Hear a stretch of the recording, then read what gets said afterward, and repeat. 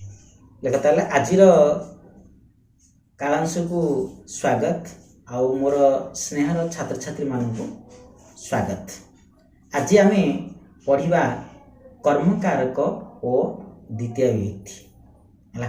कर्मकारक ओ द्वितीय विभक्ति पढ़ला बेले आम सदा बेले गद्य आकार रे पढ़ुथिले, किंतु आज टे पद्य आकार रे पढ़ी पुणी गद्य आकार को जीवा।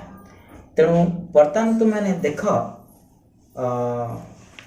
से सूत्र दुईटी आम पढ़ा, जो सूत्र दुईटा कि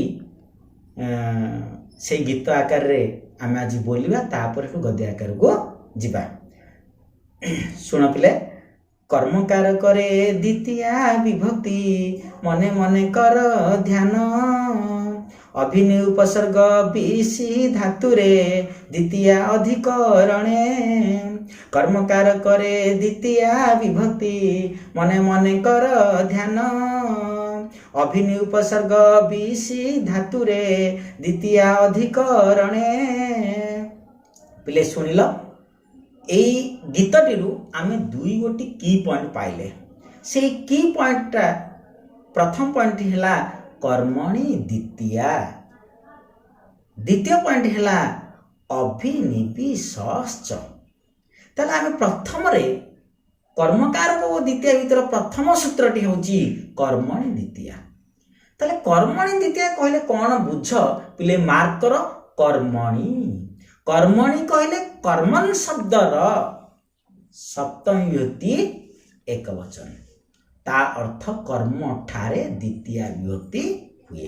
ता अर्थ वाक्य रे जीए कर्म ता ठारे द्वितीय विभक्ति हुए। उदाहरण, मु ग्राम को जाउछि, अहम ग्रामम गच्छामि। एठारे किए जाउछि? मु जाउछि। क्रिया को किए लगे प्रश्न कले उत्तर आसे मु। आउ कुआडे जाउछ?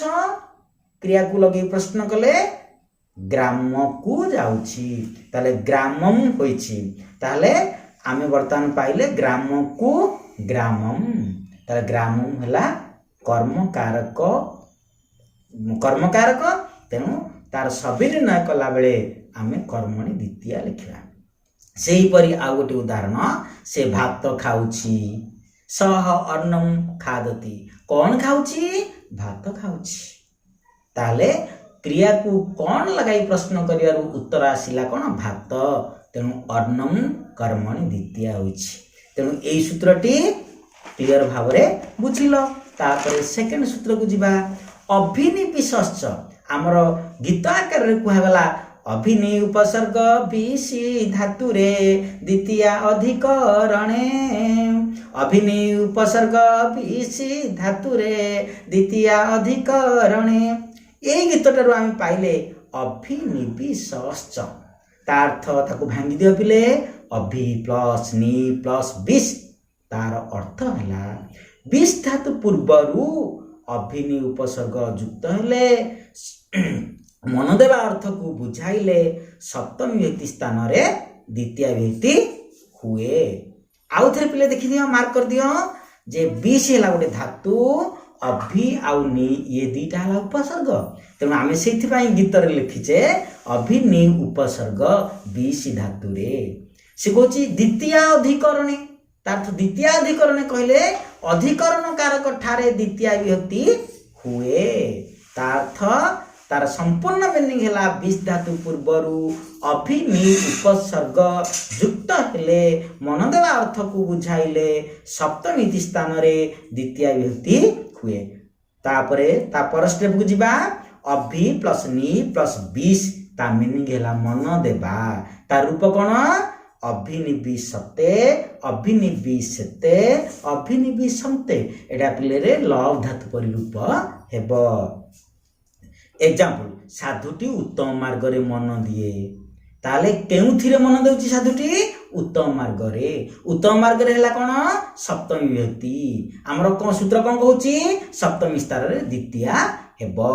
तेणु आमे हेठी कोन कले? उत्तम मार्गम साधु उत्तम मार्गम अभिनिवेशते। सेही परि आउ गोटे उदाहरण दवा, ଛାତ୍ରଟି ଗଣିତରେ ମନ ଦେଇଛି। ଛାତ୍ରଃ ଗଣିତମ୍ ଅଭିନିଶତେ। କୋଉଥିରେ ମନ ଦେଇଛି? ଗଣିତରେ ମନ ଦେଇଛି। ତେଣୁ ଗଣିତଟା ହେଲା ଆଉ ଉତ୍ତମ ମାର୍ଗଟା ଏଇ ଦୁଇଟି ଯାକ ହେଲା ଅଭି ପ୍ଲସ୍ ନି ପ୍ଲସ୍ ବିଶ୍ ଧାତୁ ଯୁଗରେ ଦ୍ୱିତୀୟା ବିଭକ୍ତି ହେଲା। ଆଜି